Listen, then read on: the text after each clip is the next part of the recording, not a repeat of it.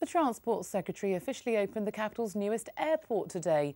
London Southend has been given a new terminal and a longer runway as part of a £100 million upgrade.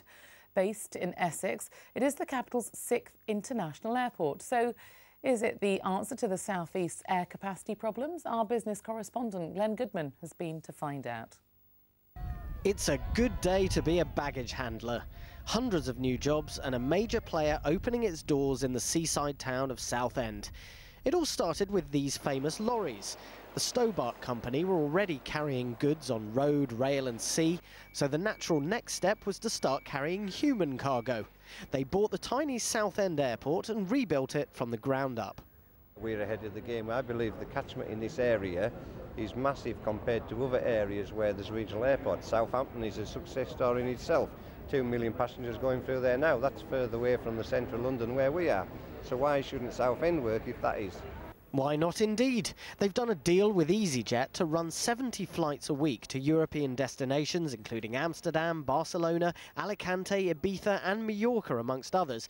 EasyJet have moved some of their planes from Stansted to Southend to run the service. I think the reason this has actually caught so much attention as well is it's the first new capacity to come on stream in London South East for about 30 years.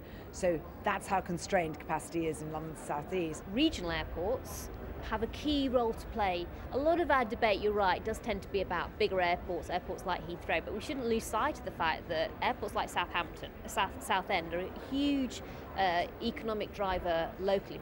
So could this be the answer to the government's prayers? Regional airports as the cornerstone of their forthcoming aviation strategy.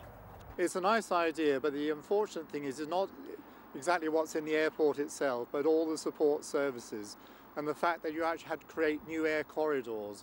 We work on a hub and a spoke system, so the hubs are the big airports like Heathrow and the spokes go out to regional airports.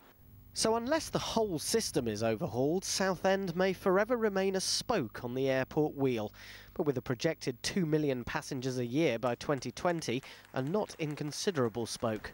One of the best things about Southend Airport has to be all this lovely space. It's like a vast, peaceful cathedral to flight. Well, obviously it won't be that peaceful once the Ibiza crowd start using it, but nonetheless it should still feel pretty spacious and there's plenty of room to grow. So whatever its limitations, Southend Airport should still be able to alleviate some of that pressure on those overcrowded London airports. Glenn Goodman, London Tonight, Southend. The killers